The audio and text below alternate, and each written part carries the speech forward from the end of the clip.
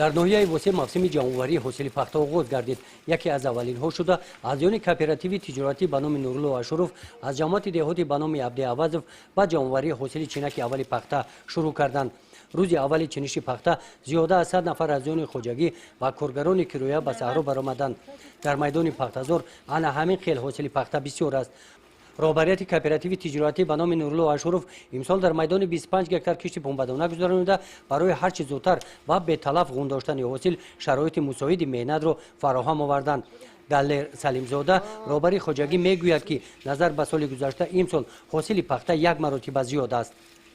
سال گذشته از سبب که کمتر هوا خوب نبود و پخته شوناریز بسیار شیرگی بود. خیلی که حاضر شما دیده سده نشونامای پخته خیلی هم خوب است و ما از روز 13 آگوست یعنی چینکی پخته را سر کردیم. حاضر باشد در چینک یکم 10 سانتی حاصل گرفته شدیم.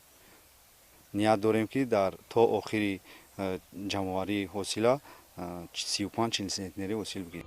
با مانند کوپراتیو تجارتی به نام نورالله اشرف در ناحیه وسه شماره خوجگی های دهخانی پختکار 1458 عدد می باشند.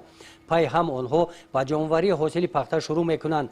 در خوجگی دهخانی به نام قربان نظر خوجگی داران از میدان 8 هکتار پخته می چینند.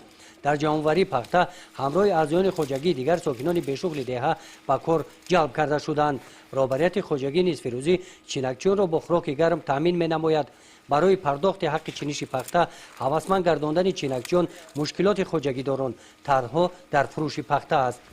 ما در حاضر همین زوادای پخته قبول کنیم ما در پرابلم ای که حاضر دین همین گشتم یگون زواد هوی نیست ما پخته ما کجا در برم خدم راگم زاگیم برای همین قای یگون جای باشه که پخته ما را قبول کنه مثال پولی کالخوزیوم چیوش زدش کنه شو ما در همین پرابلم حاضر شده دیگه تمام دیگه یگون پرابلم نیست حاصل هست میچینی سمی اودام میتونی برای میسپوری تمام دیگه یگون مشکلی فقط کجا در بسپور من نمیدونم میره حاضر دین افر گشتم دین خیلی جو افر گشتم نامعلومه.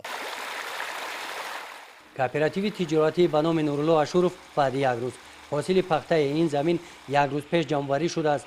برای نگاه داشتن سبزیش نیال پخته دهقانان به زمین آب ماندند. نیال‌های پخته انا همین خیل در حال سبزیش خوب قرار دارند. هر یک نیال تا 40 دانه کورک دارد. همین قدر گل و شانه بسیار در حال سبزیش می باشند.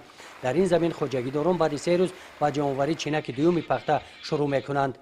گزارش خواجه نظریف خدای نظر ظهروف از ناحیه وسه برای برنامه اطلاعاتی نوید.